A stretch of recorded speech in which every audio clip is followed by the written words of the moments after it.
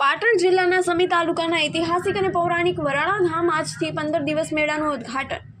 પાટણ જિલ્લાના સમી તાલુકાના વઢિયાર પંથકની અંદર વરાણા ખાતે આવેલ ઐતિહાસિક અને પૌરાણિક વઢિયાર પંથકના આસ્થાનું કેન્દ્ર ગણાતા ખોડિયાર વરાણા ધામ ખાતે આજથી મહાસુદ એકમથી પૂનમ સુધી 15 દિવસ સુધી ભવ્ય લોકમેળાનું ઉદ્ઘાટન કરાયું। આજ રોજ મેળાનું ઉદ્ઘાટન પ્રસંગે ચાણસ્મા રાધનપુર વિસ્તારના ધારાસભ્યો સહિત વરાણા ગામના સરપંચ અને તલાટી કમ મંત્રી અને વહીવટ અધિકારીઓ સહિત ભારતીય જનતા પાર્ટીના કાર્યકર્તા અને ગ્રામજનોની ઉપસ્થિતિ વિશેષ ઉપસ્થિતિમાં ભવ્ય ઉદ્ઘાટન કરવામાં આવ્યું હતું। વર્ષોથી ચાલી આવતી પરંપરા અનુસાર વરાણા ખોડિયાર ધામ ખાતે લોકો તલની સાનીની પ્રસાદ કરે છે અને ભવ્ય લોકમેળો જોવા અને મેળો માણવા માટે મોટી સંખ્યામાં સમગ્ર ગુજરાત અને વિસ્તારના ભાવિક ભક્તો મોટી સંખ્યામાં ઉમટી પડે છે। મેળાની અંદર અંદાજિત 15 દિવસની અંદર 25 લાખથી વધુ યાત્રિકો દર્શન કરવા માટે પહોંચે છે। ઐતિહાસિક અને ભવ્ય મેળાની અંદર માં ખોડિયારના દર્શન કરવા સમગ્ર દેશ અને વિદેશની અંદરથી લોકો વરાણા ધામ ખાતે પહોંચે છે। रिपोर्टर अनिल रामानुज राधनपुर। आप जानो छो कि वर्षों परंपरागत रीते आ वढियार पंथक में जेने भातीगढ़ मेळो आखा गुजरात नहीं पण भारत भर में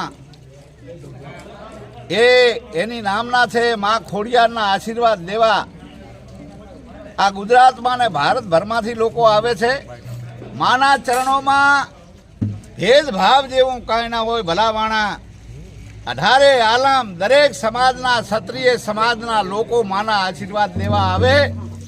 एमां अहींया चाणस्माना धारासभ्य कोंग्रेसना छे, अमे अमारा बधा माणसो अमे बीजेपी ना छीए, पण माना चरणों में जाए जेम के मंदिर में जाए एटले आपणा जे जूता छे बूट छे ए बारे उतारीए। एवी रीते माना चरणों में कोई भेदभाव मारा मन थी जनातो नहीं, पण आवे अने दरेक ने मां आशीर्वाद आपे छे। अने अहींया रंगे चंगे माने अमे प्रार्थना करवाना छीए कि हे मां अमाने एवा आशीर्वाद आप।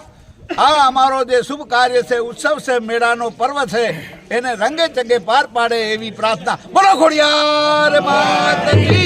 तो आज भातीगढ़ मेळो આજથી શરૂ થવા જઈ રહ્યો છે ત્યારે હું દરેક આ વિસ્તારના તમામ આગેવાનોને ખૂબ શુભેચ્છાઓ પાઠવું છું। આ મેળાની અંદર બધા ખૂબ લોકો લાખોની સંખ્યામાં જ્યારે આવતા હોય ત્યારે દરેક પોતે પોતાની વ્યવસ્થા શાંતિથી જાળવે અને એનું તંત્રનો સાથ અને સહકાર આપે એવી હું દરેકને વિનંતી કરું છું। અહીંયા મને જે આમંત્રણ આપ્યું છે સ્થાનિક સરપંચશ્રી તેમજ તમામ આગેવાનો જે આમંત્રણ આપ્યું છે એ તમામનો ખૂબ આભાર માનું છું।